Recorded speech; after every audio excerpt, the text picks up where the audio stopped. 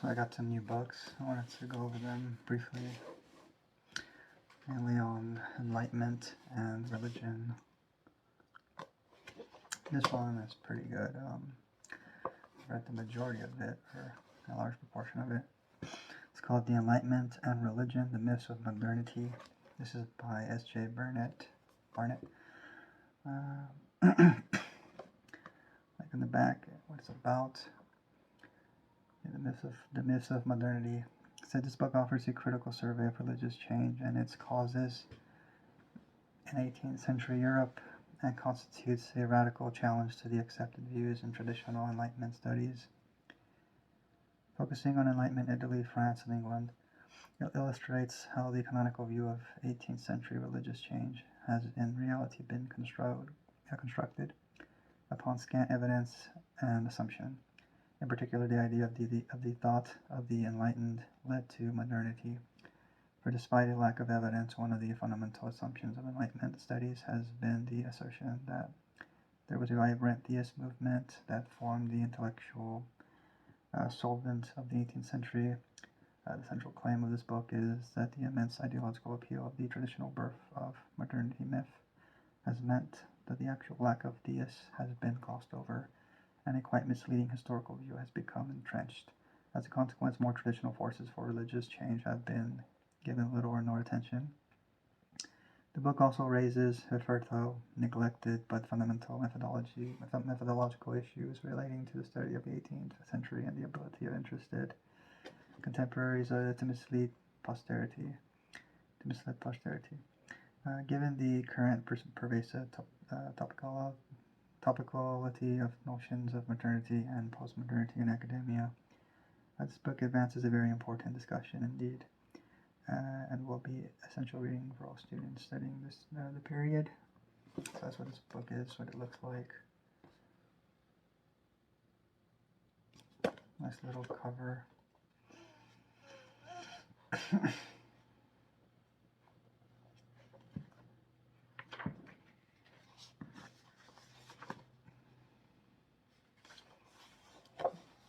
It has an introduction, the Enlightenment and modernity. So the rationale of this book, the structure of this book. And the first chapter is the myth of Enlightenment, theism. It goes over different parts like the myth of the theist movement, the theism myth and modern historians, the myth and the historical record, and the myth and the construction of modernity.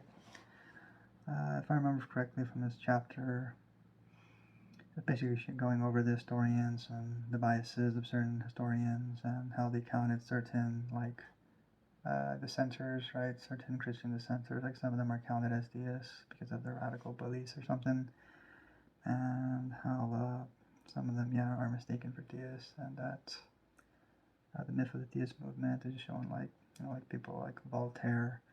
They seem to capitalize on what had already had momentum going, and he showed some examples of like the Catholic dissenters, the Jansenists.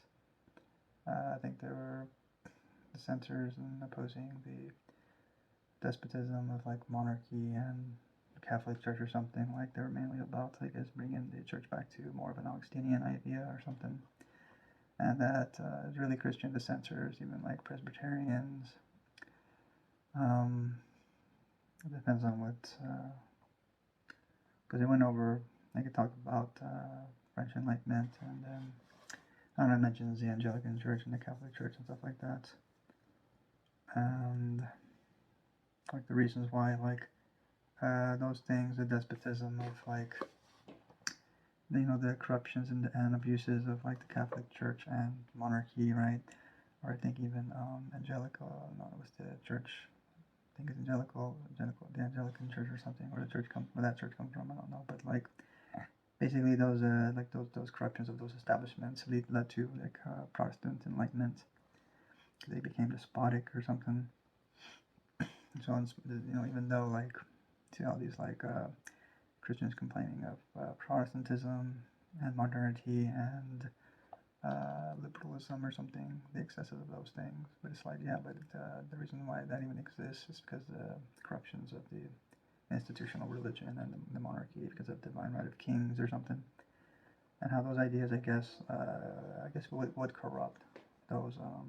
I mean, just my idea. I mean, just my opinion. As far as when I read this chapter, it's like I guess those kind of ideas like absolute monarchy and infallible institutions like churches are not being seen in that light. I guess those ideas are in a sense corrupting to those institutions, which leads to even like a despotic nature or something. But yeah, he's going over the myth and the historical record. Like he goes over some of the. I remember him going over some of the books and the authors. He was mentioning how they don't quite. They don't account for all of the. I don't know what's this how you say it, variables, right? The variables of the deists really have that kind of momentum or that kind of influence, or was it like really Christian dissenters that had the influence to even begin such a movement of enlightenment or something? And how the deists, like atheists, they were very minority or like very small, and like their works weren't exactly like I think I don't know, I can't remember, but they were seen because it was seen closer to infidelity, right? They wouldn't have possibly had that kind of influence, right?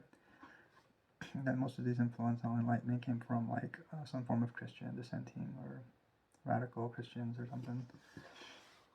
And the second chapter says historians, religion, and the historical record, and it talks about the origins of enlightenment, anti-clericalism, John Toland, Pierre Bayle, and the problem of influence, enlightenment from within or without Christianity, the elite and the written record, scaremongering, public opinion, and the construction of the deist scare.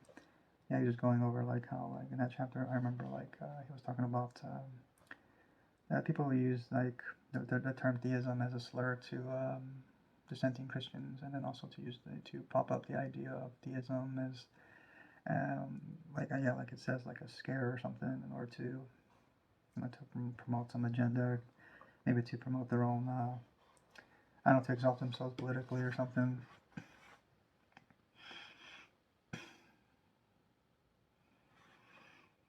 And the other chapter, the English Deist Movement, a case study in the construction of a myth. This is post-restoration context, deists and dissent, confused. John Toland and the Christianity Not Mysterious, early modern political religious propagandists and modern historians, dissent and enlightenment. Let me see, I think. Yeah, there he goes over like John Toland. I think he was actually a Christian, and that his work Christianity Not Mysterious. I think it gets. I don't know if it gets. I don't recall. I think he said something like some authors and historians. They treat it like a theist work or something. I don't know if it's like in America the way they reinterpret American history without Christianity, right? And so it leads to a sort of secular interpretation, sort of say. It just seems like they just leave out, they just reinterpret everything else like it was like I don't know. It's like it treats it as Christian religion having no influence, right? At least that's just my opinion, right? Because they fixate on the variable of secularity. And they read history or something. And so yeah, that's basically what this I think the author was saying. How a lot of these historians just fix on the variable of deism and enlightenment, and so they try to look for the very thing that they're trying to that they're convinced. I don't know, it's like they start with the conclusion and they try to find proofs of their conclusion, kind of thing,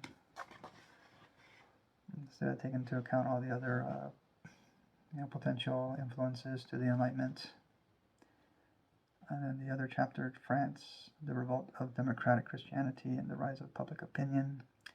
This is Bourbon, Huguenots, and Jansenists, the Novellas, Scholastiques, and Bourbon, Miscalculation, the revolt of the 1750s, popular victory against the Jesuits, and the call for toleration, the final decline of the absolutist dream. I think I'm on this chapter.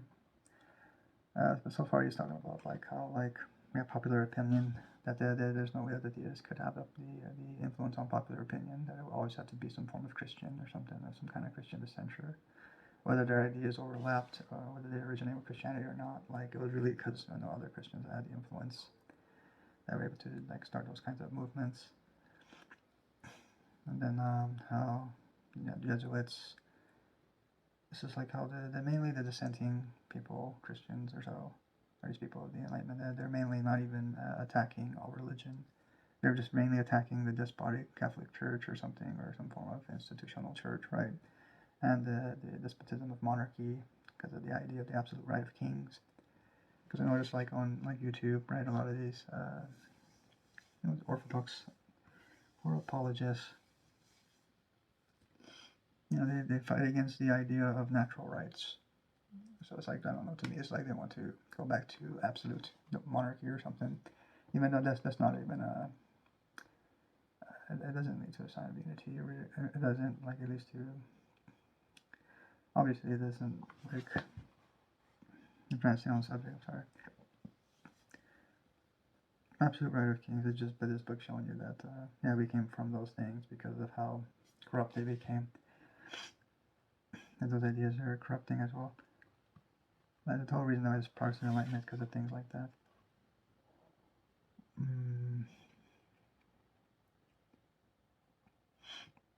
In chapter 5, Italy, Roman tyranny and radical Catholic opposition. This is Jansenism and Catholic Enlightenment, anti-curial polemic and its context, regalism and Jansenism, the temporal imperative, Roman theology and politics infused, radical Jansenism, 1770s to 1790s. And I think the final chapter is the public sphere and the hidden life of ideas. The hidden life of ideas, the public sphere, and the top-down model of intellectual change, anachronism, and toleration. Let me give you an appendix. This is indicative bibliography of Protestant thought on natural religion. And it kind of goes over that in some of these chapters, like natural religion. It's like Christians are also using terminology that was similar to, or have maybe the exact same of what natural theology or religion or whatever, like nature's God or something. Like it was not uncommon for Christians to also use those terms. Like it's because like they use the same terminology, or theists use the same terminology or something, and like they kind of get overlapped, right? And then they get confused as theists or counted as theists. Like I know, like it sounded like some historians always had different, like couldn't agree on how many theists there were. There was like some of them counted 11 or just like 4. And he gives some examples how like I think Tolan was one of them. Like Tolan's a Christian, but so he's not really arguing against theism, but it gets misunderstood as arguing for theism or something.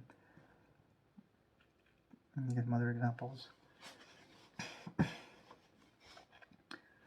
I want to read a little bit of what I was talking about, kind of give you an idea of what it's saying. Because I was just giving you my impressions. Like so far, I was just giving you my impressions of each chapter or so. Like here, here's the introduction. It says, it is true that postmodernism has been responsible for a renewed interest in the philosophy of history, mostly because it asserts that the past is irretrievably gone, and out of self-interested attempts at reconstructing it are, by their nature, consequently doomed to failure. The great meta-historical narratives, great schemes of history, of modernity were all pie in the sky, the postmodernists argue, and thus postmodernism is typified, they claim, by an incredulity toward meta-narratives, no longer believing in the promises of modernity. The problem, however, is that when postmodern thinkers characterize the nature and origins of modernity, they are still trying to sell a meta-narrative, a grand scheme of history based on their own analysis of modernity and its origins.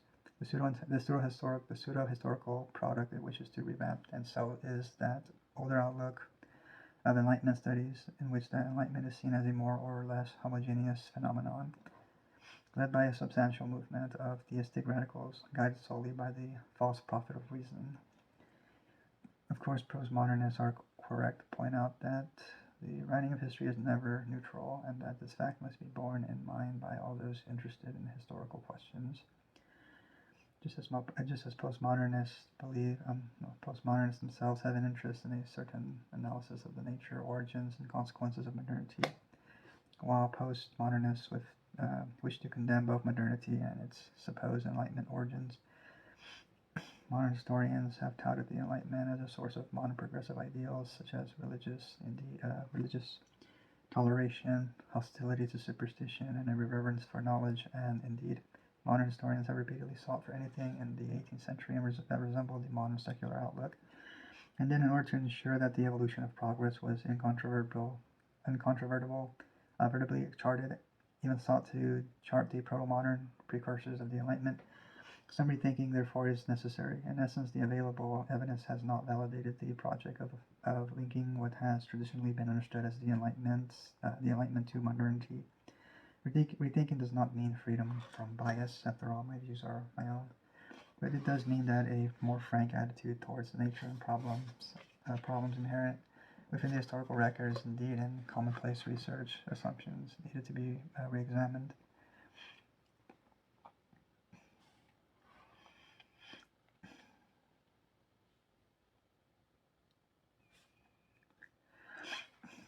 Down here it says, the following series of discussions represent an attempt to review some of the causes and contexts of religious change in Enlightenment Italy, France, and England.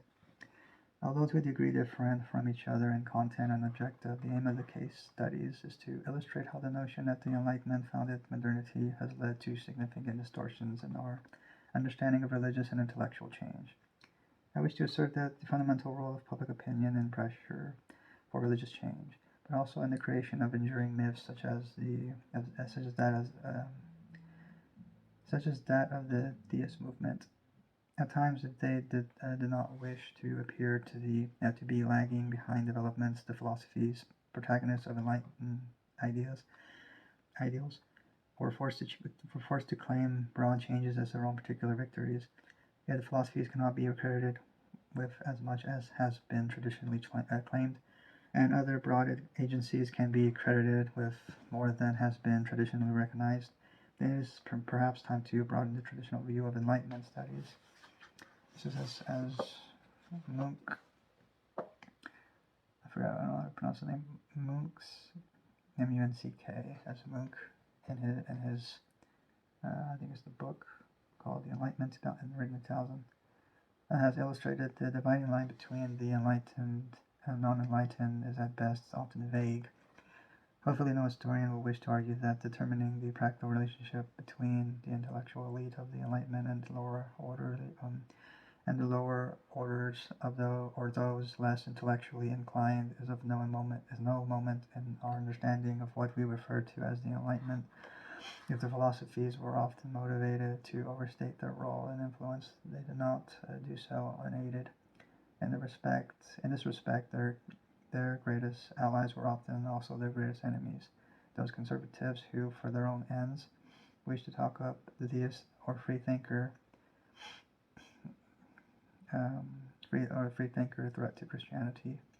The boogeyman of deism was frequently identified by clerics and protagonists of the faith, of both the Orthodox and dissenting type, some of whom wished to create reputations for themselves and or their sect by publicly appearing as stalwart defenders of true Christian orthodoxy.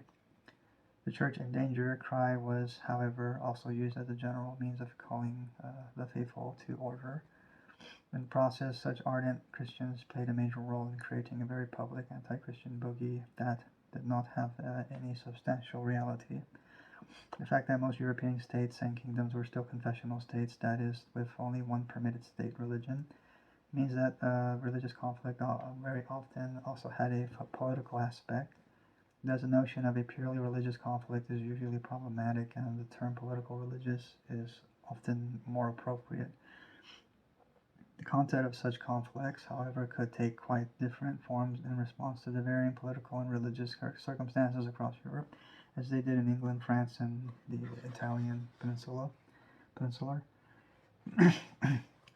In France, more so as the mid-18th century approached, the struggle of dissenting Catholics, Jansenists, against the Orthodox Catholic Church and state was often conceived as a struggle not only for at least a limited form of religious toleration, but also against perceived Bourbon despotism. In their struggle to achieve greater religious independence from Rome, however, Jansenists in the Italian peninsula favorably contrasted absolutist secular rule with the perceived religious despotism of the Curia and the Papal States.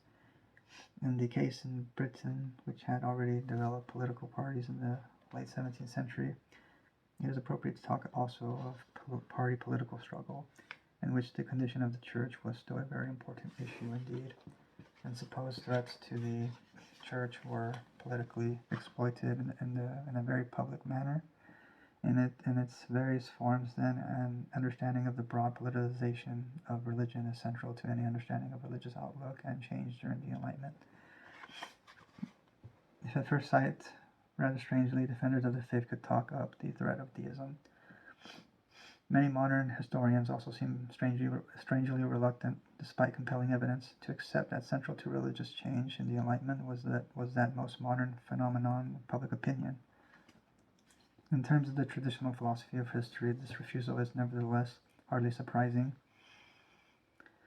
Enlightenment studies, as is the case in most historical research, has implicitly conceived of intellectual change as a more or less exclusively top-down process. The core of my arguments on intellectual change, however, is that it is rarely solely a top-down process, and on the question of religion at least, public opinion is always a major factor. Yet public opinion has usually been regarded as a modern phenomenon of relatively less importance prior to the French Revolution.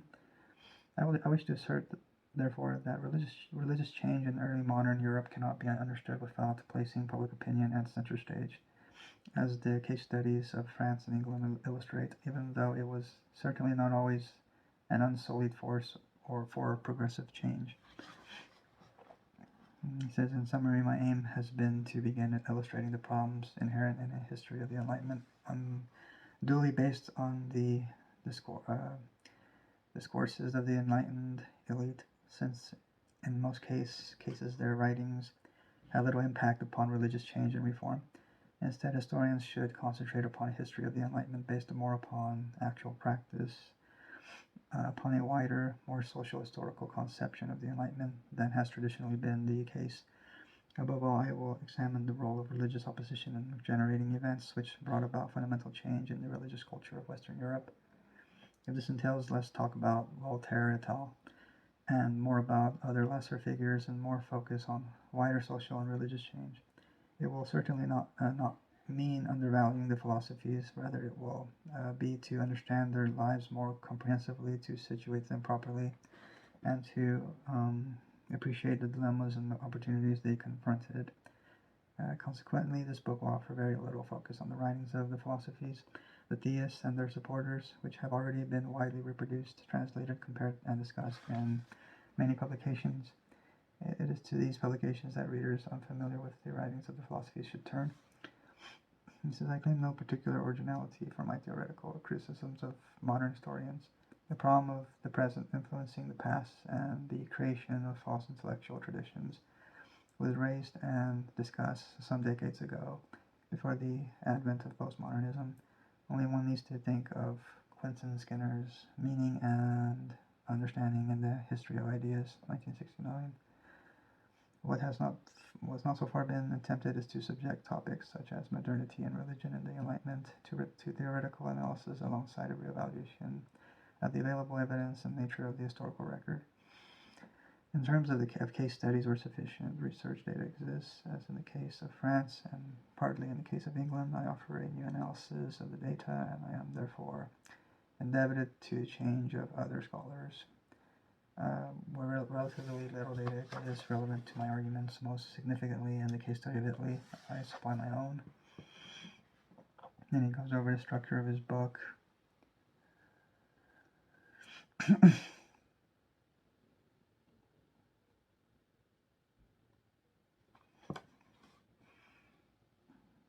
He says here in chapter 1, the myth of Enlightenment theism discusses the reasons why the myth of a theist movement has remained so important to Enlightenment studies, even when the evidence adduces for it has been markedly insufficient. I examine the claims for a theist movement, the actual numbers of verifiable theists, the problem of defining theism, how the desire to identify the roots of and validate modernity has led to long-term distortion of historical evidence and subsequent interpretation. It says in chapter 2, historians, religion, and the historical record. The historical record and the problems of interpreting it are brought under focus. Here I move from the distortions of historians to the inherently biased and misleading nature of the historical record itself and the role of political religious struggle in its creation.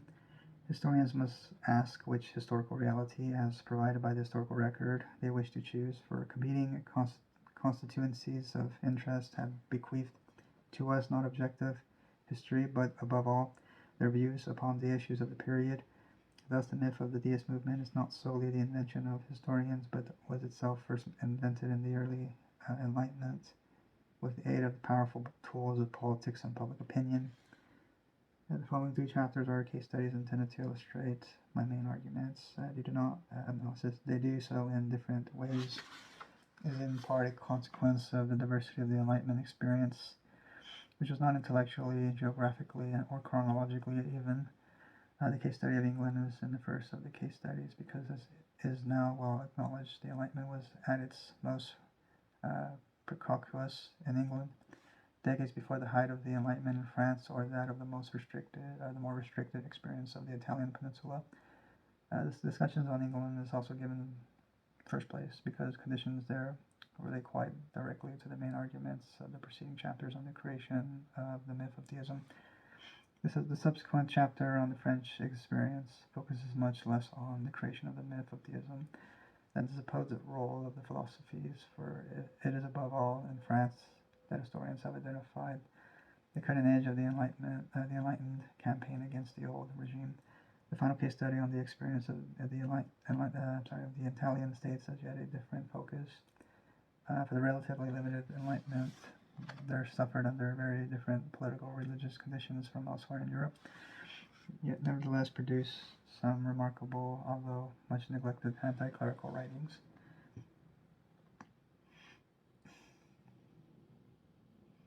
This is in chapter 3 of the English Deist Movement.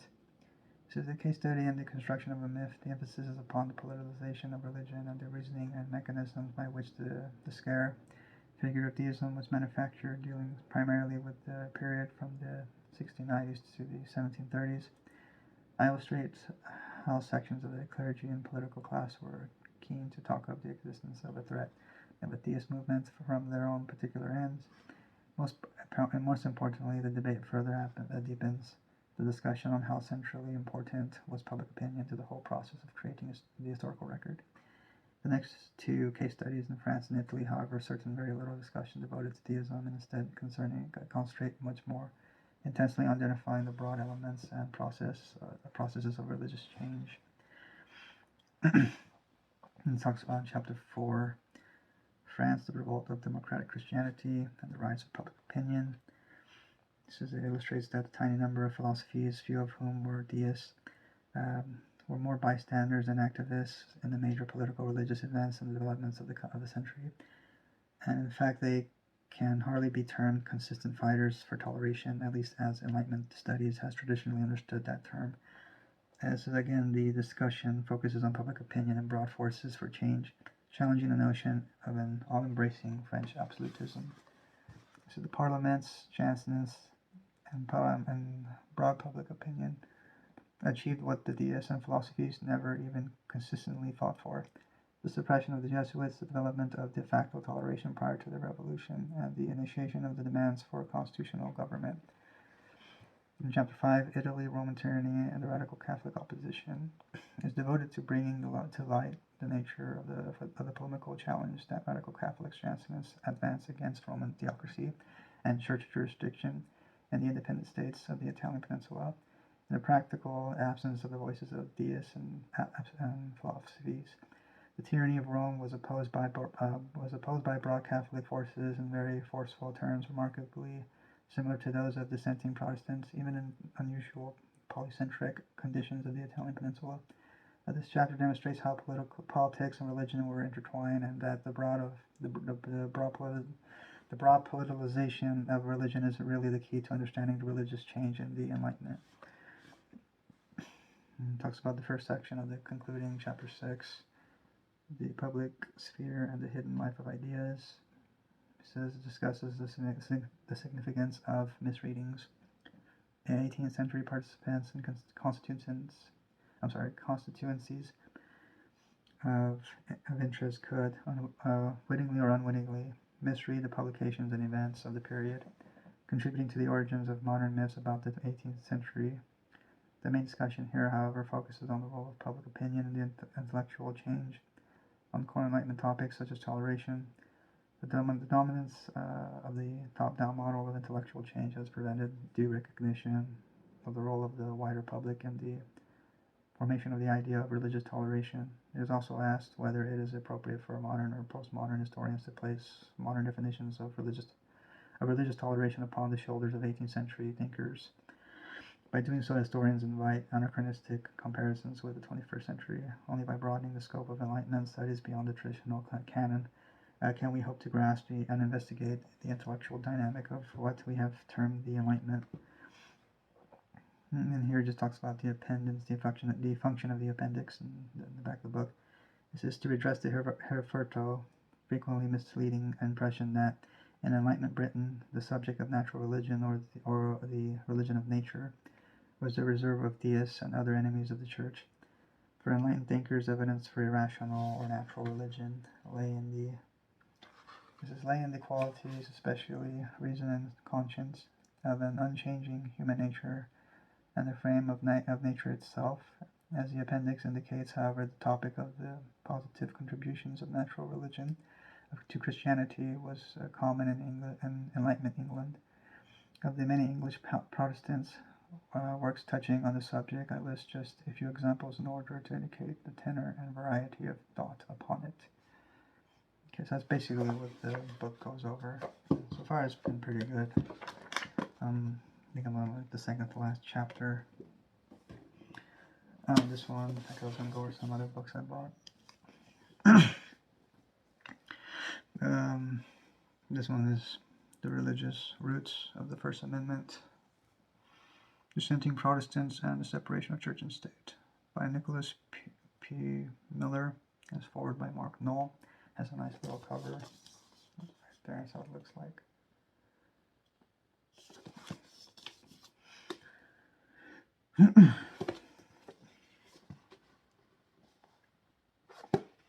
Let's see.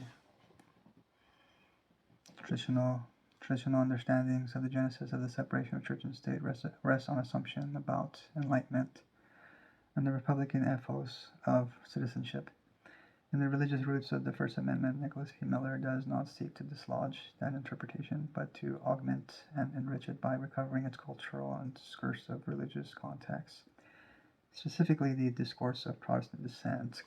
He argues that commitments by certain dissenting of Protestants to the right of private judgment and matters of biblical interpretation, an outgrowth of the doctrine of the priesthood of all believers, helped promote religious disestablishment in the early modern West.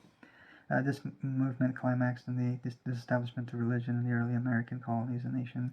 Miller identifies a continuous strand of this religious thought from the Protestant Reformation across Europe through the English Reformation, Civil War, and Restoration into the American colonies. He examines 7 key thinkers who played a major role in the development of this religious trajectory as it came to fruition in the American political and legal history. William Penn, John Locke, Elisha Williams, Isaac Bacchus, William Livingston, John Witherspoon, and James Madison. It says that Miller shows that the separation of church and state can be read most persuasively as the triumph of a particular strand of Protestant nonconformity, that which stretched back to Puritan, separatist, and the Restoration sects, rather than those like Presbyterians who sought to replace the quote wrong end quote church establishment with their own quote right end quote one. The religious roots of the First Amendment contributes powerfully to the current trend among some historians to rescue the 18th century clergymen and religious controversialists, from the enormous condescension of posterity. because I believe like separation of church and state and religious liberty, like I think a form of Protestant enlightenment can account for those things. That those things should not be interpreted under sort of theistic, atheistic ethos. Like I'm sure Protestant enlightenment could account for those things. Because I mean, America should be a Christian nation. It just depends on what kind. Like I don't think, like if I could, I would distinguish uh, Protestant enlightenment from Protestant theocracy, because James John, the founding fathers, talk a lot about how Protestant popedom, like Catholic popery, is incompatible with American liberty, and so that's why when we talk about a Christian nation, it cannot just be defined on such strict, rigid, traditional dogmas or something. That's why you have to, I don't know, that's why, like, I read these books to get an idea of, like, what kind of Christian nation is America, right? Or can it be, like, in that sense? Because then I'm talking about the American Christian nation. I'm not talking about, like, historically how Christianity is defined. Because I believe it takes a unique approach. I mean, that's why I pray a lot about these things. Like, in what sense does God want America to be a Christian nation in a way that's compatible with liberty and things like that, like the kingdom, the covenant, liberty, things like that. That's why when it comes to the biblical ethos of America, like I see it more like American covenantalism or something. It requires a unique vision or so to interpret it correctly as a Christian nation, and it cannot just presuppose dogmatic traditional beliefs, some of which I don't even believe are true, and are the source to a lot of Christian confusion and division. And like here it goes over an introduction, religion and American disestablishment. 1 says the monk and the bard, from Luther's protest to Milton's Protestant vision. And 2, the philosopher and the enthusiast, the collaboration of John Locke and William Penn. 3, the Puritan lawyer and the Baptist preacher, Elisha Williams, and this is Isaiah Backus and American descent. 4, revolutionary and governor, William Livingston opposes Anglican control of King's College. This is 5, theologian and political politician, John Witherspoon and James Madison make a national principle. This is epilogue, Back to the Future of Church and State. This is appendix, significant works on religious freedom in early America. So I found this book on Amazon, so I was like, okay, yeah, it's like I'm very interested in these kind of things, like from as far as that, books that account for the providential interpretation of the country, to keep it within that frame, like to keep liberal order, Enlightenment ideas all within that biblical frame, or that covenantal frame, the providential frame, so to say. So if you're interested in this book, you can pick it up. The other one is God in the Enlightenment. This is edited by William J. Bowman and Robert G. Ingram. Looks like this. And it goes over the same themes like the other book on Enlightenment. Like here it says in the back, says, we have long been taught that the Enlightenment was an attempt to free the world from the clutches of Christian civilization and make it safe for philosophy. The lesson has been well learned. In today's culture wars, both liberals and their conservative enemies, inside and outside the academy, rest their claims about the present on the notion that the Enlightenment was a secularist movement or philosophically driven emancipation. Historians have had doubts about the accuracy of this portrait for some time, but they have never managed to furnish a viable alternative to it. For themselves, for scholars interested in matters of church and state, for the public at large, in this book, William J. Bowman and Robert G. Ingram bring together recent scholarship from distinguished experts in history, theology, and literature to make clear that God not only survived the Enlightenment but thrived within it as well. The Enlightenment was not a radical break from the past in which Europeans jettisoned their intellectual and institutional inheritance. It was, to be sure, a movement of great change, but one in which the characteristic convictions and traditions of the Renaissance and Reformation were perpetuated to the point of transformation in the wake of the wars of religion and during the early phases of globalization. The Enlightenment's primary imperatives were not freedom and irreligion, but peace and prosperity. As a result, the Enlightenment could be Christian, communitarian, or authoritarian, as easily as it could be atheistic, individualistic, or libertarian. Honing on the intellectual crisis of the late 17th and early 18th centuries while moving from Spinoza to Kant and from India to Peru, God in the Enlightenment takes a prism to the age of lights.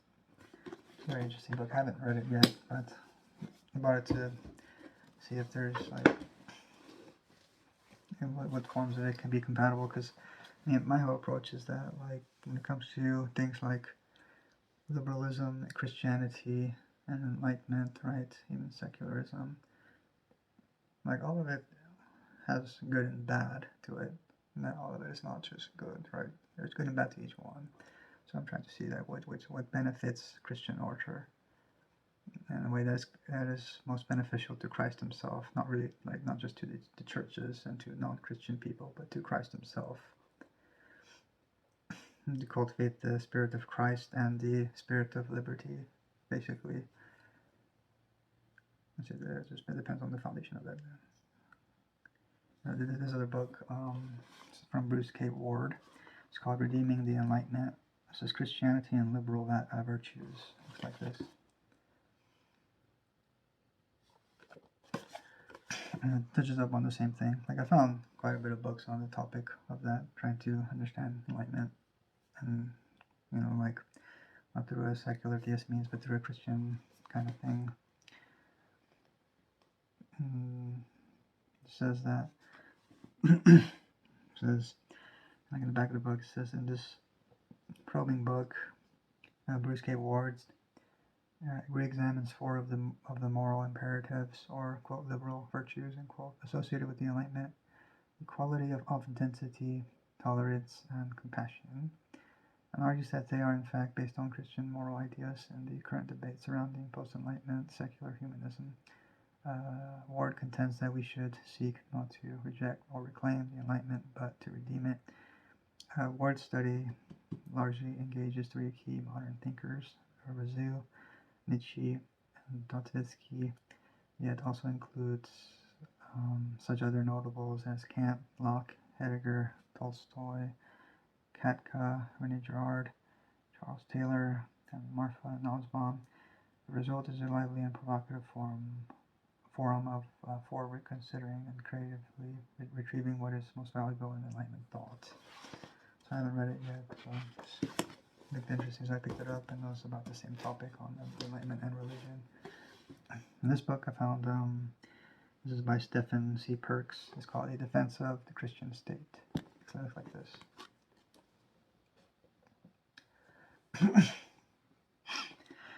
This is principled pluralism is the belief that the state should be a religiously neutral institution and that all religions should enjoy civil liberty and equality. In recent years, this belief has gained much ground among Christians in both America and the United Kingdom, so much that the literature is now beginning to appear within evangelical circles critiquing the traditional Protestant understanding of the religious calling of the state, arguing that the notion of a Christian state is fundamentally misguided and unjust. In this book, Stephen C. Perks provides a detailed critique of the principled pluralist position, as recently set forth in the Evangelical Quarterly, a British evangelical theological journal. He sets out to show that religious neutrality in the political sphere is impossible, that all states, including so-called secular states, are religious institutions. The author argues that the evangelical case for principled pluralism fundamentally misunderstands the issues at stake and thus misconceives the proper Christian attitude to the political sphere. He then provides an exposition of the Christian doctrine of the state. So I thought that was very interesting, like as far as like instead of principled pluralism, in what sense can the Christian state account for all these things? Like, I mean, I think there was a form of principled pluralism in the founding, right, with all the different Christian religions in the colonial days, right? But they always had Christ at the center of all that, right? Or at least they strived to have Christ at the center of that. So I don't know, I think Christ has a broad appeal, right? So I don't know if this is possible through some form of Christian Reformation or something to have such some sort of pluralism under Christ, so to say, because the broad appeal with Christ, like how he appeals to a lot of people. Like I think Christians misunderstand, like the rejection of like wokeism. It's the rejection of authoritarian religious, things. Authoritarianism, religious authoritarianism, I think. But that's a lot similar. It's a lot similar to puritanical. Yeah, I think it's because it has a lot of similarities to puritanical kind of thing, like religion, like a puritanical cult sort of says what wokeism seems like, like all bad things about Christianity, basically. So what is good about Christianity, right? That's what I'm saying. Like, yeah, I mean, the founders certainly spoke a lot about what is good about it, because they saw the potential in Christian religion. They didn't see the potential in humanism. Now they talked about Christian religion and the potential for that. And so that's why I said this to be sort of a new orthodoxy defining American Christian order, so to say, or at least that's what. That's probably the best way to interpret the constitutionalism, so to say, because a principle is based on Enlightenment, secular, and Christian. Because these people come from a Christian background, as I've shown you through the different books, right? The influence of the Bible and stuff like that. And things like separation of church and state and religious liberty, they can be like founded upon a form of Protestant Enlightenment, or at least some kind of like Christian Reformation or something. Like it's not compatible with some form of Christianity. And what else? I think like liberalism. Like I was thinking about that the other day. Like based on the stuff I was reading, I was like, because I was also listening to like how it has a like it also makes promises or something, right? Like a promise of equality and freedom, right? So I was thinking, like, okay, well, it's like, okay, it has eschatology. It's like communism, similar, right? Because I was listening to Sargon of Akkad when he was on Lauren Chen's channel, and he was talking about how liberalism sort of overlaps with communism or something. Like he was talking about his problems with James Lindsay and stuff. And I don't know, like James Lindsay, he criticizes communism as being a faith, like religion. But then it's like, okay, but the same thing can be said about liberalism, right? Liberalism being a religion or a faith, because of its promises of freedom and equality or something like that, right? But that's what I'm saying. It's like it could be counted as a bad form of religion, sort of say. I'm not saying that liberalism is bad, but I'm saying, like I said before, like liberalism, Christianity, secularity, like all has good and bad in it. And so that's why I say you want to stay away from the bad forms, right? That's why I say that you encourage the idea that America is not a Christian nation, and it's absurd. It's like really absurd. You say it has a Christian heritage, not a pluralist heritage. It doesn't come from all sorts of religions. It comes mainly from Protestant Enlightenment. So that's why I say that is its Christian heritage. That's why the American mind sort of needs that covenantal frame, right? To bind the consciousness of the American mind to the covenant of Christ and the kingdom. So that you should be a praying nation. You should not be against the name of Christ Jesus in America. You should not have a culture that is antichrist, promoting the freedoms under a satanic liberalism. But it should be a freedom promoted under the sort of Christian liberalism, where you're encouraged to practice and use your freedom responsibly, not to just do as you please with it. It needs a strong moral compass, and humanism doesn't fit that. It is Christ who fits that. Not really the specific church, but Christ benefits all people. Like, you don't have to be a liberal to benefit from liberal order or Enlightenment ideas. In the same way, you don't have to be a Christian to benefit from Christ, right? So that's why I say there's a vision there that is not being progressed upon. And so that's why I'm trying to expand on it. That's why I pick up these books. Like, you don't need to go back to your Christian despotism. But anyway, so if you like any of these books, you can pick them up for yourself. And I guess I'll just end it there, because my video is already almost an hour long. So if you like my videos, please like and subscribe. Thank you, and God bless.